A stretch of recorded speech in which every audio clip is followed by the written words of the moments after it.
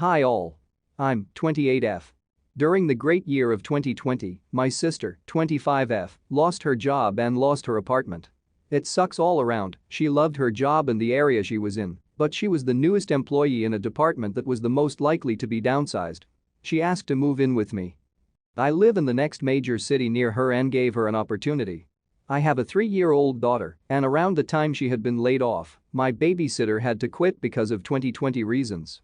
I live in a 3-bedroom house on the outskirts of town, so I offered that she get her own room, bills paid, and groceries if she watches my daughter while at work until she finds a job gets her job back. I didn't ask her to cook or clean. I prefer to cook and I'll prefer to clean myself so I know that it got done. At the time she agreed. I prepare my daughter's meals in the morning and meds every day, so my sister's job is to make sure that when I get home my daughter is still alive. It's been 2 months and they seem to have really bonded well, but she confronted me last night, demanding she be paid $25 an hour every time she has to babysit. Her last job was $15 an hour, and she watched my daughter for about 8 hours a day 4 or 5 days a week.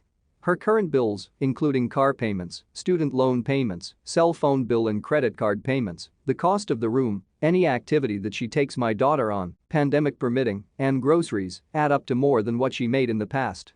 I told her that I couldn't afford to house her, feed her, pay her bills, and also a sizable stipend. I might be able to do like a stipend per 2 weeks, maybe $200 a week for personal things. She told me she wouldn't watch my daughter any longer.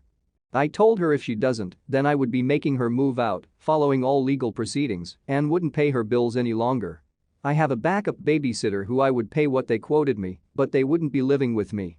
They would have a living wage for the area, $20 an hour, plus additional compensation for activities that they take my daughter on. My sister started crying and left the room. Am I the idiot? I feel horrible. I hate confrontation and being mean. Thank you for your judgments and advice. Not the idiot. Yesh, talk about biting the hand that feeds. Crap, for that pay I'll be more than willing to be her nanny. Exactly. The other alternative is OP says sister is right and they should put the whole arrangement on a more formal footing with a rental contract and an employment contract. She will pay $25 per hour babysitting and her sister can pay $800 rent plus $200 bills and buy and cook her own food. Sister will also have set responsibilities as part of the childcare, which includes preparing the kids' meals and supervising all homework and school pickup. Not the idiot, she's being completely unreasonable. Do a bit of quick, dirty Googling to find out market rates for renting a single room in someone else's home. Add in the cost of all her monthly bills, plus the amount your grocery bill has increased with her there. Include how much that works out to hourly, the range, low to high, based on a 32-40 work week. Write it all down so it's right there on paper for both of you to see. Then explain that this is how much you are paying her to babysit. And if she doesn't like this wage, she's welcome to get out. It is the goddamn height of entitled to ask you single mom sister to house you when you lose your job, pay all of your monthly bills, including credit cards.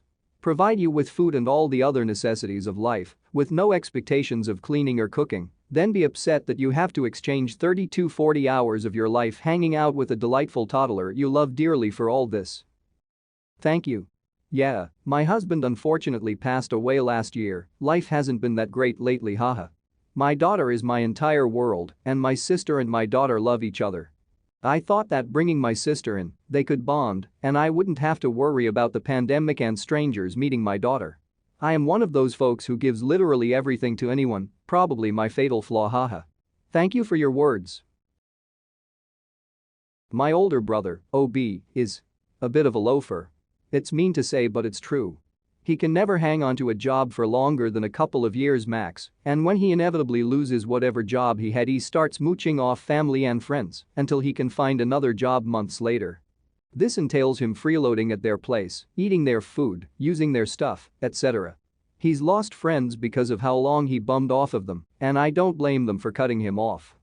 Well, this last time he lost his job he went to our parents, but they didn't have room because they were letting our eldest brother's, EB, family stay with them. After he and Sil lost their jobs out of nowhere within the same month, EB's entire crew was laid off with zero warning and Sil's work burned down, and they couldn't afford the home they were renting anymore.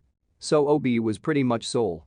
So our parents, aunt, and uncle all started calling me asking if I'd take him in just long enough so he could get on his feet again. I, stupidly, let myself feel bad for him and said okay, but he only had a few months to get another job or he was out on the street. They all said of course, and so he came to stay with me. And it was a nightmare. He's a slob. He never washes dishes, never washes his clothes, and eats pretty much whatever he wants. I guess since I'm his little sister he figured he could ignore me saying to get his crap together. Well, after 6 months I told him he had to go. And gave him a couple of weeks to find somewhere else. Well, it seems he called our parents and cried about me kicking him out, and they told him he knew he couldn't stay forever, but they also called my aunt's uncle and told them all about it. And my busybody aunt called me and scolded me for being cruel to my brother and abandoning the family when they need help. I let her talk and finally said she was right, helping family was important, and I'm glad she showed me that. She seemed glad I understood the right thing to do before hanging up. So I followed her advice and packed my bro up and drove him to her house. I couldn't take care of him anymore, he was running all my bills up, but my aunt made a good point, the family should help each other. So I dropped him off there, she has rooms since all her kids moved out and then left. But I wasn't even halfway home before I was getting multiple calls from my parents and aunt. Parents were demanding to know why our aunt was blowing up their phones, and the aunt was leaving voicemails shouting at me to come back and get my brother.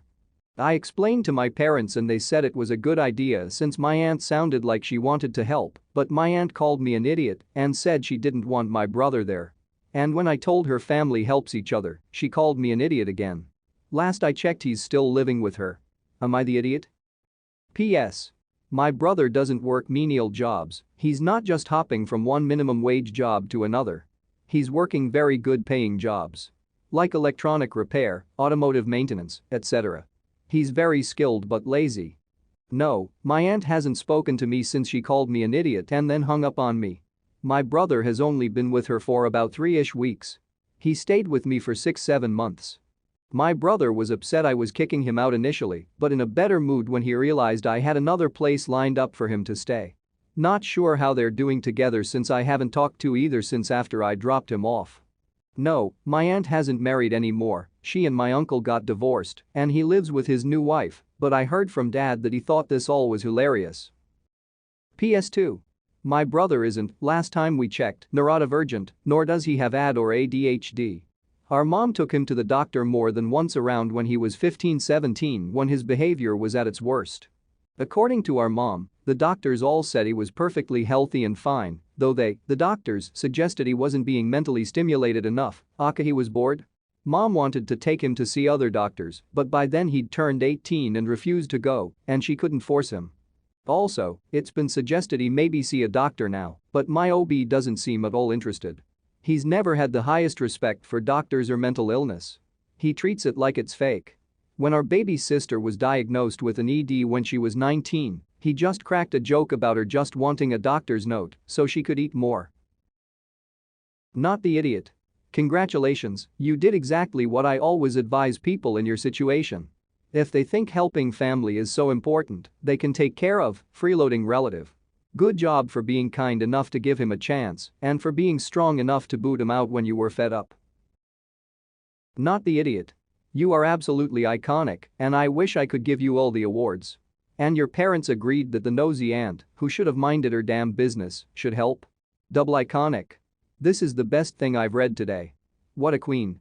Yes, you are, ma'am. Not the idiot. People love to point out problems but offer no solutions. You did an awesome job of making sure that your aunt was part of the solution.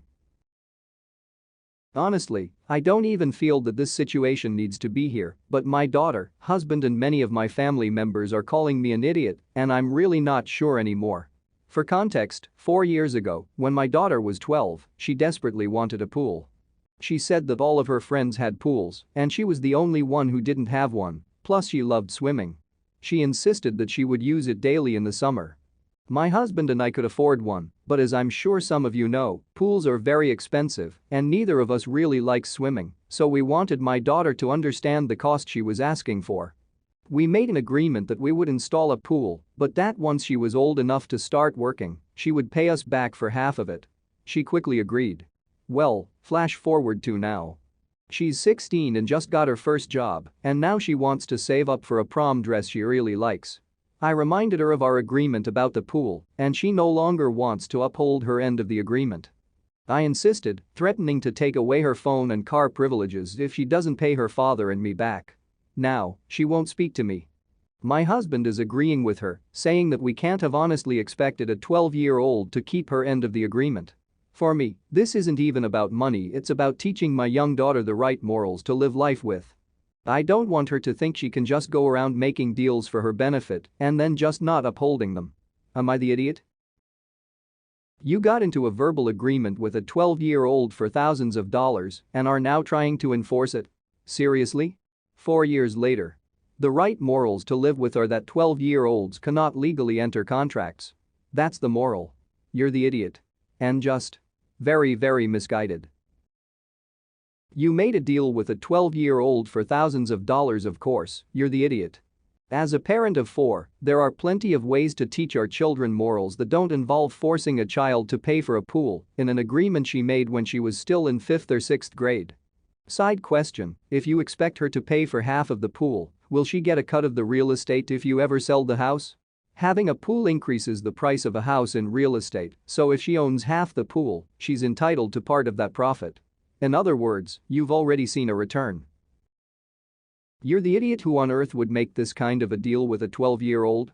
Also, who would do this with a 16-year-old? Dumb idea to ever think was ever a good thing to do.